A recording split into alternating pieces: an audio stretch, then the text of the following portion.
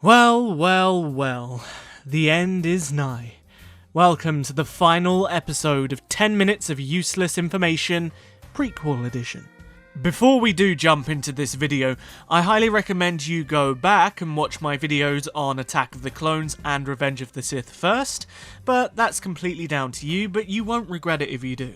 Now, The Phantom Menace generally is considered one of the weaker Star Wars movies, which is a shame because I personally love it, and it really did kickstart the new era for a new generation of Star Wars fans at the time, which I'm a part of, so it holds a special place in my heart.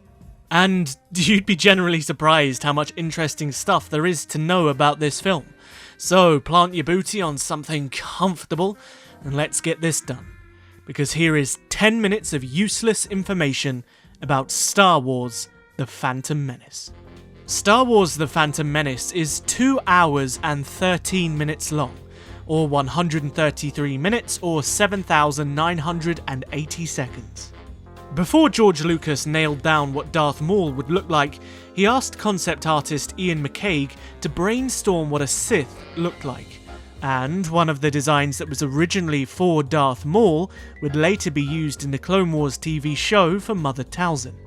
Before Samuel L. Jackson was cast, Mace Windu had a far different species and appearance in the original designs, and once they finally had cast him, there was actually a design of him as this species. However, they ultimately didn't go with it. I mean, I love me some Mace Windu, and while the design is interesting, I'm happy they went with just plain old Samuel L. Jackson. But despite that, it has been reused in the Clone Wars for the Halisi species. When asked to design Alien Jedi, concept artist Ian McCaig saw it as an opportunity to draw weird parodies of Obi-Wan, and thus we have Ki-Adi-Mundi, who is Obi-Wan crossed with a whale. I bet you didn't know that both Steven Spielberg and Ron Howard were both offered the opportunity to direct The Phantom Menace, but they both declined. Funnily enough though, Ron Howard did eventually direct a Star Wars movie, and that was Solo: A Star Wars Story. The sound in the force field in the lightsaber duel with Darth Maul began as a recording of the audio supervisor's neighbour's ceiling fan. Jesus, try saying that 20 times really quickly. The Phantom Menace was the first Star Wars movie to be directed by George Lucas since Star Wars: A New Hope. The Phantom Menace is the first Star Wars movie in which Yoda and Obi-Wan appear together in the flesh. In the original trilogy, they only ever appeared together with one of them being a Force ghost and the other being alive in The Empire Strikes Back, and then both of them being Force ghosts in Return of the Jedi. According to the script, the chance cube that Watto rolled with Qui-Gon Jinn was fixed to land on red. That's why he was so mad when Qui-Gon tampered with it to land on blue, thus cheating the cheater. Palpatine's first appearance in this movie is via hologram, just as it was in the original trilogy. It really is like poetry. It rhymes. Darth Maul only blinks 3 times in the entire movie. This is mostly because the contact lenses that Ray Park wore made it difficult to blink, and Park also liked the idea of a villain who never stopped staring. Just for reference, he blinks when his double-sided lightsaber is cut in half by Obi-Wan, then a second time as Obi-Wan's lightsaber slices through him, and a third and final time as he registers what's just happened to him when his body is sliced in half and he begins falling down a giant reactor shaft. The planet Coruscant didn't originally come from The Phantom Menace, but it actually first appeared in Timothy Zahn's Star Wars novel, Heir to the Empire. Star Wars: The Phantom Menace is set 32 years before the events of Star Wars: A New Hope. There are many deleted scenes for this movie, and one of the most interesting ones is where Anakin is getting into a fight with Greedo after he's accused of cheating. Greedo. Always getting into trouble. Terence Stamp, the actor who played Chancellor Valorum, stated that he didn't like working on The Phantom Menace. He said that he found it boring and he didn't get on with George Lucas. He only played the role because he wanted to meet Natalie Portman, who he had a crush on. I mean, we all had a crush on Natalie Portman back in the day, but my dude, you're like 60 years older than her. Jesus. The special effects team creating the pod racing studied NASCAR crash footage extensively to assure accuracy in the crashes. The famous rapper Tupac, a Star Wars fan since childhood, expressed interest in playing a role in Star Wars The Phantom Menace, but unfortunately he was tragically murdered in 1996. Now, seeing the double-bladed lightsaber in Darth Maul's hands for the first time was incredible. But did you know that the double-bladed lightsaber was created before The Phantom Menace? It was originally conceived by Tales of the Jedi writer Tom Veitch and artist Christian Goset. It was first used by the character known as Exar Kun.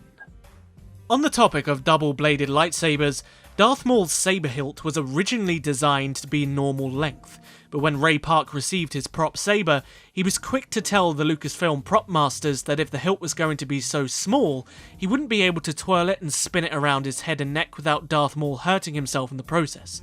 So the prop masters returned to him a week later with the now franchise standard long hilt design. And while Tales of the Jedi may have been the first to create the design, Ray Park made it more efficient. The name Qui-Gon derives from an ancient Chinese system of alternative medicine, called Qi-Gong. The Jinn part refers to jinn or genies of Arabian myth who grant wishes. In the original trilogy, lightsaber activations and deactivations happened off-screen most of the time to prevent the jumps that would occur when the film was stopped to allow the activated lightsaber props to be substituted for the deactivated handles. However, in The Phantom Menace, this no longer posed a problem, and every activation and deactivation occurs on screen in this film. In the Senate scene, one of the pods contains aliens that look just like E.T. This is, of course, George Lucas giving his good friend Steven Spielberg a subtle shout-out. But it goes even deeper than that, because in both Legends and canon lore, this species is given a name: Asogians. They're represented by a character called Senator Greblipes, which is actually Spielberg spelled backwards. The sound of the hovering battle tanks used by the battle droids was created by running an electric razor around a metal salad bowl and then digitally lowering the pitch. According to Ahmed Best, who played the role of Jar Jar Binks in a Rolling Stone interview, Michael Jackson actually campaigned for the role of Jar Jar, but George Lucas decided against casting him because of his star status and disagreements on practical effects versus CG for Jar Jar. And at one point, George Lucas took Ahmed Best and Natalie Portman backstage at a concert and introduced them to Jackson to gain the singer's approval. And while everybody loves a bit of Michael Jackson, I really could not imagine him playing Jar Jar Binks. Star Wars movies in the past decade or so have become more of a regular occurrence in the years under Disney, but the arrival of The Phantom Menace 20 years ago was heralded by fans young and old as a generational event, much like The Force Awakens was. Aside from Jake Lloyd being inside a hydraulically controlled cockpit and a few practical pod racer models, the entire pod racing scene is completely computer generated. The beginning and the end of The Phantom Menace also parallel the beginning and the end of Star Wars Episode VI: Return of the Jedi. Both films begin with a smaller ship asking to board a larger one, both end with the death of a Sith Lord and the death of a Jedi, with the Jedi being given a funeral by cremation. For The Phantom Menace, lightsabers underwent a redesign for a more streamlined appearance. As the props for the original movies were made from old camera pieces, they proved pretty unwieldy, and the actors often suffered injuries from their awkward designs. The Phantom Menace cost approximately $115 million to make, and it has brought in an adjusted box office gross of over $1 billion.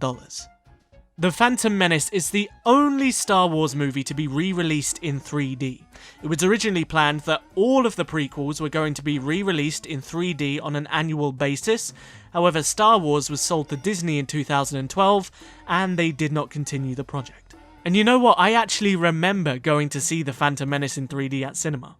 The communicator that Qui-Gon Jinn uses is actually a woman's razor that was repurposed and repainted.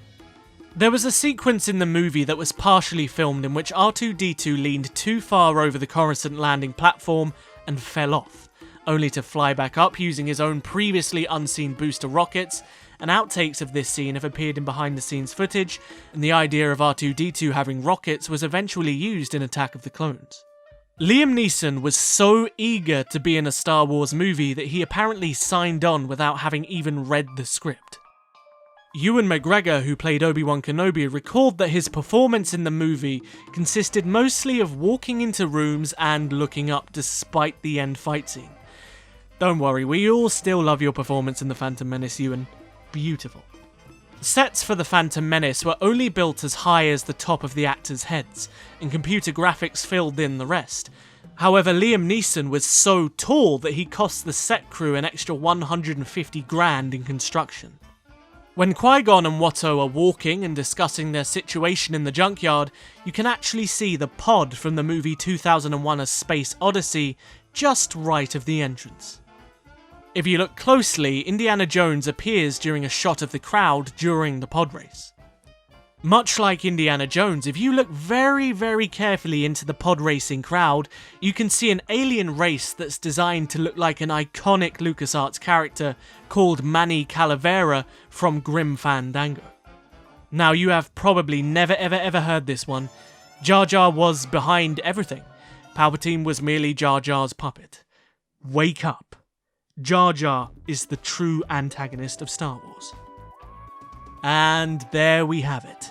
That concludes 10 minutes of useless prequel information. As always, remember, liking videos is what helps us succeed in the YouTube algorithm, so if you want to see more videos like this, bonk that like button because it tells YouTube that you had an absolutely wonderful time, and then YouTube basically tells me to make more videos like this. I'm debating what topic to cover next after this one. I'm tempted to maybe just do 10 minutes of useless character information, so 10 minutes of useless information about Darth Vader or Luke Skywalker or Revan and stuff like that. And if you have any opinions or suggestions that you want me to see, make sure to let me know down in the comment section below, because I'm extremely interested to hear what sort of stuff that you want to see. Wow, are you still here? Not many people make it this far into a video. Don't forget to come and follow me on Twitter, Instagram, and join my Discord server because I want you there. And also, if you love this channel and you want to support it a little bit further, consider taking a look at Patreon. All of the links are in the description below. I'll see you guys in the next video. But until then, may the Force be with you. Always.